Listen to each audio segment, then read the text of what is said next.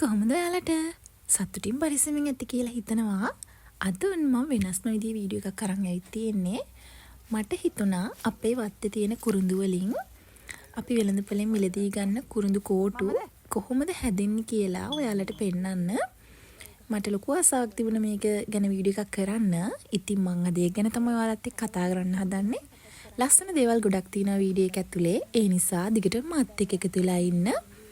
එහෙනම් මාව subscribe කරගෙන මේ පැත්තට එන්න. කුරුඳු එහෙම නැත්නම් සිනමන් කියන්නේ ලංකාවේ ගොඩක් ඉල්ලුමක් තියෙන ලංකාවෙන් ගොඩක් අපනයනය කරන හොඳම කොළුබඩු වර්ගයක්. ඉතින් මට හිතුණා මම දකින දේ මේ ලස්සන කුරුඳු වගාවෙන් මම දකින දේ ඔයාලටත් පෙන්නන්න. ලොකු විස්තරයක් කියන්න නම් මම එහෙම දැනුවත් නැහැ. ඒ වුණාට ඉතින් අපි දන්න විදිහට මේ ගැන කතා කරලා බලමු.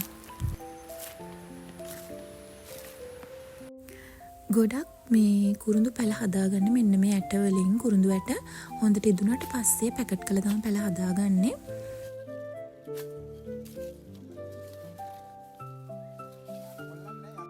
ගම්මිරිස් කියන්නේ ලංකාවේ ගොඩක් ඉල්ලුමක් තියෙන හොඳ මිලක් තියෙන කුළුබඩු වර්ගයක්. මේකත් අතුරු භෝගයක් විදිහට කුරුඳු වගාව අතර තුරම කරගෙන යනවා. දැන් නම් පොඩි වැස්සක් එහෙම වැටිලා ලස්සනට ගස් ටික පේනවා. මේ බලන්න ඉතින් කොච්චර ලස්සනද කියලා.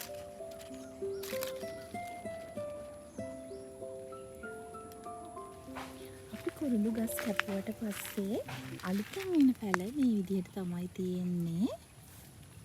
හරියට නිකන් නාදලු වගේ නේද?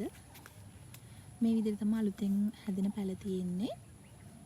කොහොමත් මාස 8ක් 7ක් විතර වගේ යනවා අපහු මේක කැපෙන සයිස් එකට ලොකු වෙන්න. මම දැන් මෙච්චර වෙලා ඔයාලට පෙන්නුවේ කුරුඳු වගාවේ ඒ තියෙන දේවල්නේ. අපි දැන් බලමු කුරුඳු කැපුණට පස්සේ කොහොමද ඒක වෙන්නේ කියලා. මේ තියෙන්නේ දැන් කුරුඳු තලන්න හැමෝටම බෑ. ඒකට වෙනම කට්ටියක් ඉන්නවා. ඉතින් ඒ කුරුඳු තලන කට්ටියට හොඳ පළපුරුද්දක් තියෙනවා මේ ගැන. ගොඩක් දෙනෙක් මේක දැකලා නැතුව ඇති. ඒ හින්දා තමයි මම පෙන්නන්න හිතුවේ. දැන් මේ විදිහට වැඩ කරන කට්ටිය කුරුඳු කපාගෙන ඇවිල්ලා මුලින්ම මේකේ මේ ගැට පැහැලා හැම කුරුඳු ටික හදා ගන්නවා. බලාගෙන ඉන්න මේක කොහොමද වෙන්නේ කියලා. ඔව්. ලංකාවේ කුරුඳු දානවනේ. ඔව්.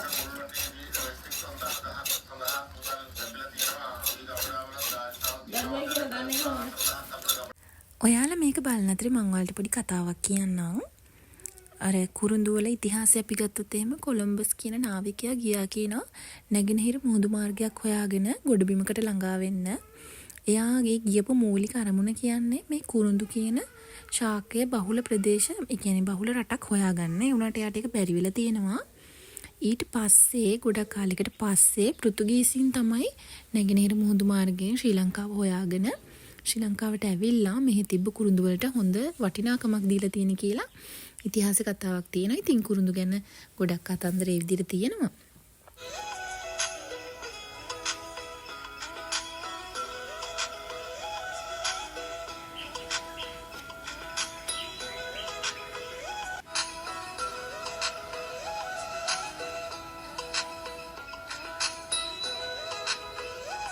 ඔන්න ඉතින් ඒ අතරේ මම චූටි වැඩක් කරන්න හදන්නේ.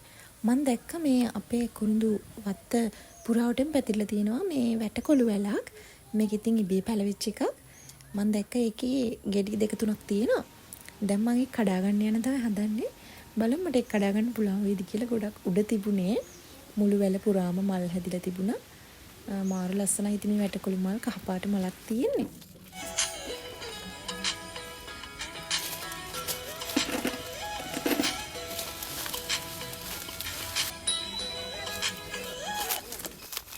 මේකත් ඉවරයි. අපි ආයෙ අම්මගේ කුරුඳු වැඩේට.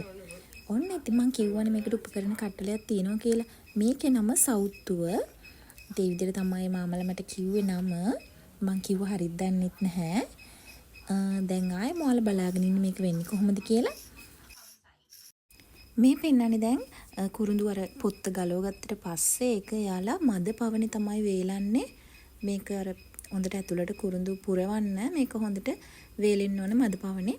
ඒක තමයි මේ දැන් කරන්නේ. මම ඉතින් චුට්ටක් රෙකෝඩ් කරගත්තා. එයාලා මුකුත් කියන්නේ නැහැ ඉතින් එහෙම කරාට. දැන් කවුරු හරි කියන්න පුළුවන් මේ මිනිස්සු කැමතිද ඔය වීඩියෝ කරලා දානවට කියලා.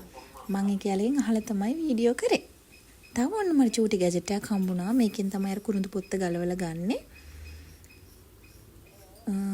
මේකෙන් තමයි මේ තඹ පිත්තල වගේ එකක්. මේ පිත්තල පොල්ලෙන් තමයි මේක මේ කුරුඳු වල තලා ගන්න.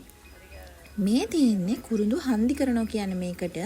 දැන් අර අපි වේලගත්ත කුරුඳු ලෙල්ල ඇතුළට මේ පොඩියට හූරගත්ත කුරුඳු දාලා මේක කෝට්ට ලස්සනට හදා ගන්නවා. ඒකට මාර පළපුරුද්දක් තියෙන්නේ. හැමෝටම මේක කරන්න බෑ. මම කලින් කිව්වා හැමෝටම මේක කරන්න බෑ කියලා. අන්න ඒක තමයි හේතුව.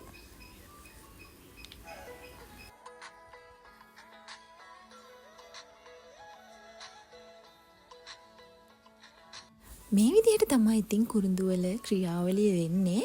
ගොඩක් දෙනෙක් ඉතින් මේව දැකලා නැහැනේ. මට තව ගැජමැටික් එකක් හම්බුණා. මේකට කියන්නේ පෙතිකෝට්ට කියලා. ඒකෙන් තමයි දැන් මේ කුරුඳු වල අර ගානට මිම්මට කපා ගන්න එක ගානටම. මේ නැන්ද හරි කඩිසිරව මේ වැඩේ කරනවා. මට නම් බලන් ඉන්නත් අවශ්‍ය හිතුණා. ඒ නිසා මම පොඩක් ඒව කතාවට අල්ලගෙන මේක බලාගෙන හිටියා. ගොඩක් පිරිසක් ඉන්නවා දැන් මේ වගේ දේවල් දැකලා නැති.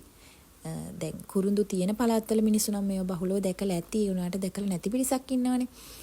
අන්න එයාලට බලන්න තමයි මම මේ වීඩියෝස් අරගෙන ඉන්නේ.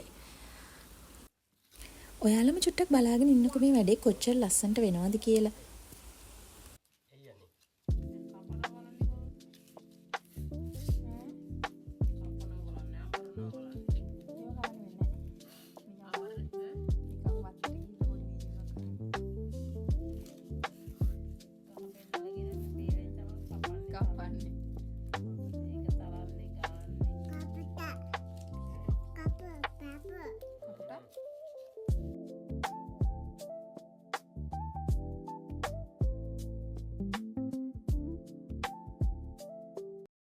දැන් මේ පේන්න තියෙන්නේ අර හන්දි කරගත්ත කුරුඳු කෝඩු ටික මේ විදිහට වැල් බැඳලා තමයි තියන්නේ.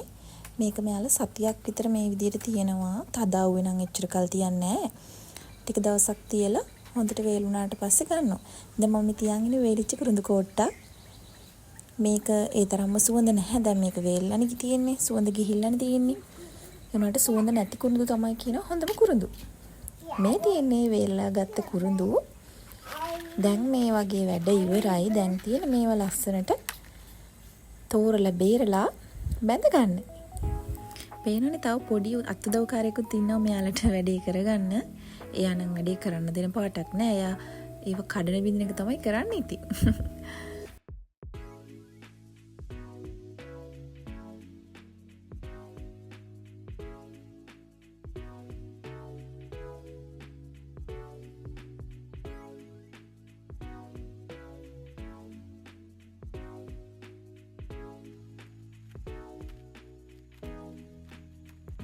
මේ විදිහට තමයි ඉතින් කුරුඳු කතාව සිද්ධ වෙන්නේ.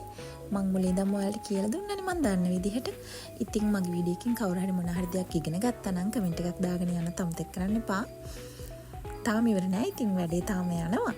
දැන් මේවා තියෙන්නේ මිටි බැඳලා අර අපි ලස්සනට දකින්නේ කුරුඳු කියන ස්වභාවයෙන් අපි දකින්නේ. අන්න ඒ විදිහට තමයි මේ බඳින්නේ. මේ තියෙන ලස්සනට මම පෙන්නන්න මේ තියෙන්නේ. මේවා දැන් විකුණන මට්ටමට හදලා ඉවරයි. මේ විදිහට තමයි ඉතින් මම මගේ අත්දැකීම් ඔයාලත් එක්ක බෙදාගත්තේ. ඉතින් මගේ වීඩියෝ එක ඔයාලා දිගටම බලුවා නම් ඒකටත් ගොඩක් thank you. ඒ වගේම මගේ වීඩියෝ එකෙන් දන්නේ නැති දෙයක් මොනවා හරි ඉගෙන ගත්තා නම් ආසාවෙන් බැලුවා නම් කමෙන්ට් කරගෙන යන්න. අදට ගිහින් එන්න අලුත් වීඩියෝ එකකින් හම්බෙමු. සතුටින් පරිස්සමින් ඉන්න. බයි.